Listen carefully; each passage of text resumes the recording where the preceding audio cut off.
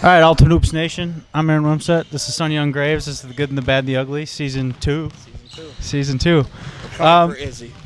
Yeah, ratings battle. Here we go. NBC versus ABC. So, before we get into everything, I don't know if you saw Outside the Lines. I didn't see it, but Reed was just talking about it. Jarvis Johnson played for De La Salle, 4 state championships. Think he's got a heart problem, right? Or had a heart problem. Sign of the U wouldn't let him play. Reed said he had an Ultimate Hoop shirt on in Outside the Lines. Maybe that's just Reed, but anyways, you think we could get him in Ultimate Hoops? I know I was talking about a team with some friends with another normal amateur league or whatever, but with him not playing at the U this season, he's eligible. So look out for next season. I may try to put my own spin in. Yeah. Well, be good to see you. So on to the good. We'll start here in Fridley, the Heights, which is a new team, bunch of young guys. They're 2-0. Now they haven't played any of the mid to top tier teams yet, but they're all right. They're an athletic bunch of guys. A lot of one-on-one ball, but you know, I think they could be a really good team if they stay in the league and they continue to gel.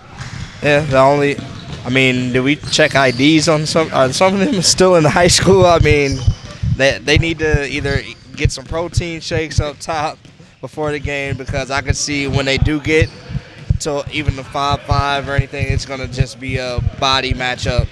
It's not gonna win. Too small. Yeah, everybody I checked was 18. We should start checking IDs at the door or something. They won tonight. It was a close game. I think they won by 2 or 3. They played the Bad Boys. Last week, week 1, they played the Barracudas, and I think they were up by like 26 in the first half, and then they blew that lead, but ended up winning. This game was different because they won down the stretch. So we'll see. We'll see going. And I did pick up a clip from the end of that game, so it does come down to the wire where a player on the Bad Boys, Walter, misses the second free throw to tie the game, and they come down and sink both, and they need a 3 that rims out at the buzzer. And I'll take that as the Brandon Lorincott curse of the Bad Boys, where can't close out games. You got a chance to win. Now you got that on your back now. They played the Bad Boys. Bad Boys, another new team, pretty much new guys. Joe Dalal, who played for Pastor Rock, I believe, last season, it's his team, and he's continuing where he left off last season. He had a good season last year. Right now through 2 games, and again he hasn't played the mid to top tier teams yet, but stats he's putting up are worth talking about. He's averaging 26 points per game, shooting 47% from the field, 50% from three-point range, and 94% from the free throw line. And I think he's been in the line like 10 to 15 times, so he shot 20 to 30 free throws. Talk about those stats.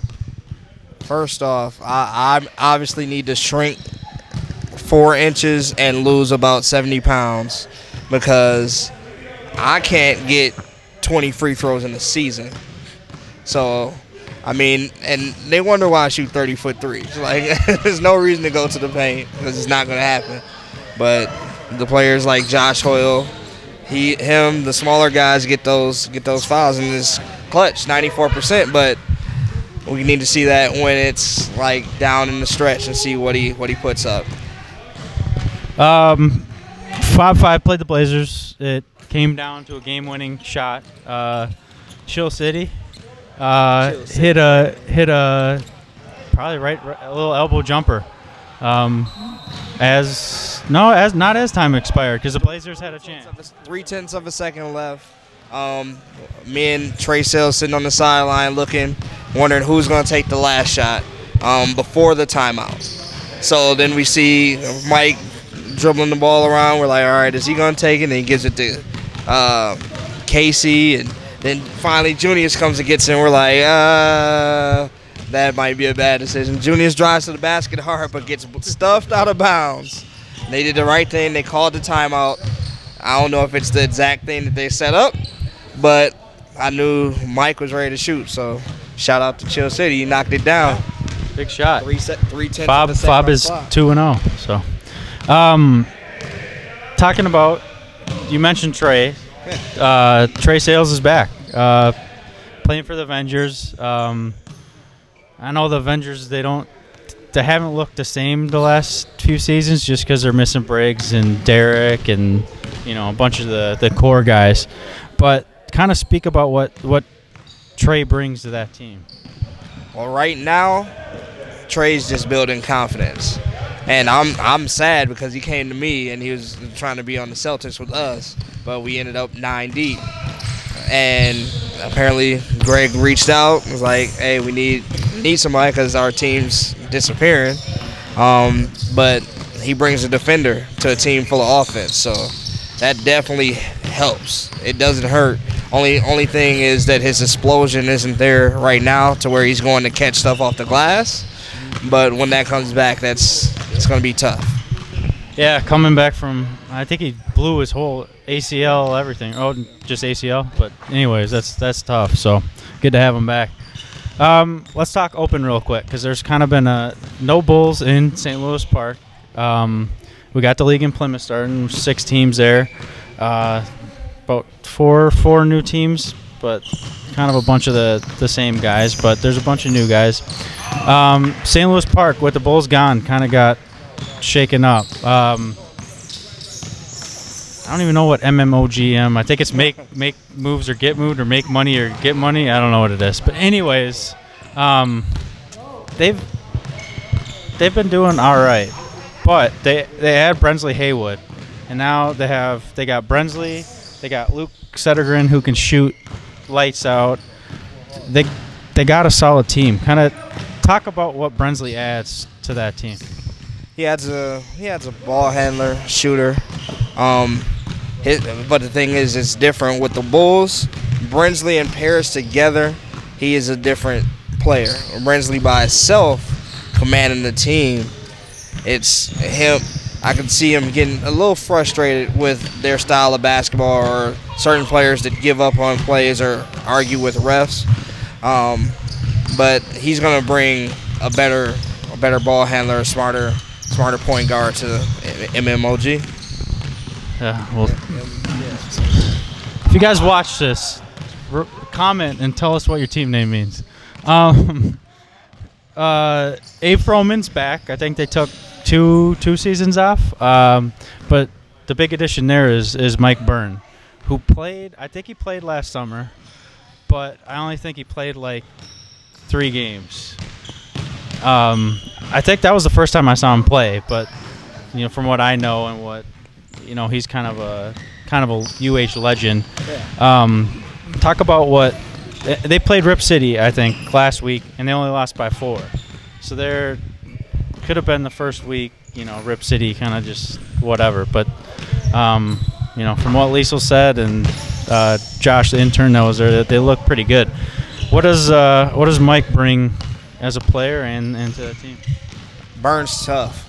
6'9", shoot, post, plays defense, blocks shots, unselfish. That's tough. And then you put him with Abe, where you have Munsell, you got Krebs, you got Jansen, you got all the hustle players around. So it's adding Byrne. That's why they have multiple championships coming out of Target Center. They beat Rip City before. It's not a shocker. I mean, does Rip City still have Kurt though?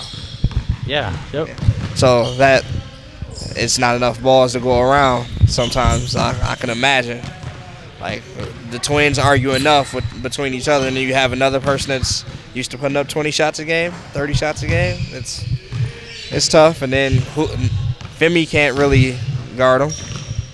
you have to put Kurt on him. So yeah, it'll be interesting. On to the bad.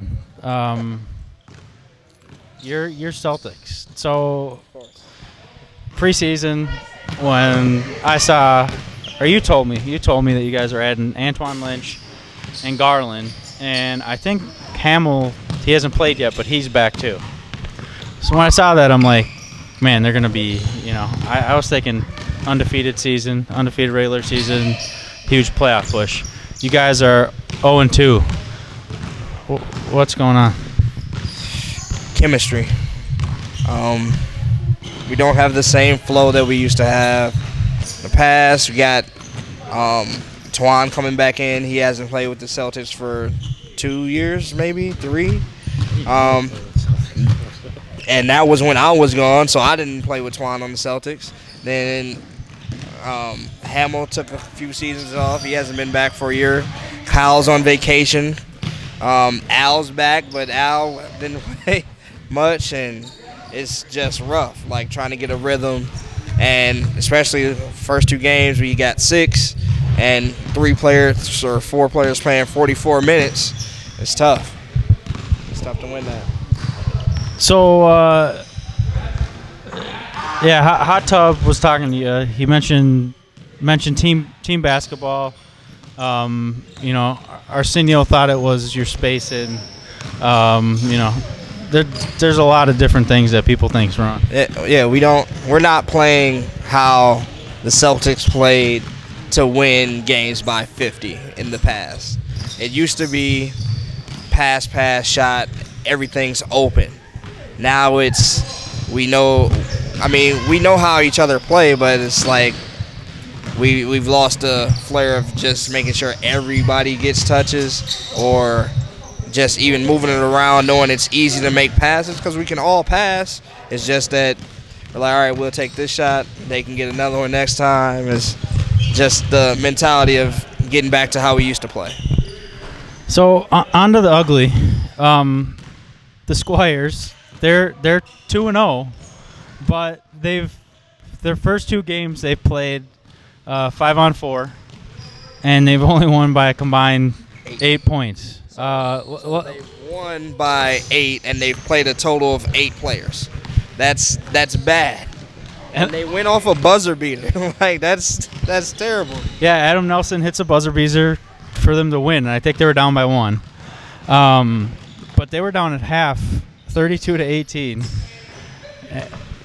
I'll give them a rough first half, not 16 points or 14 points to give that up.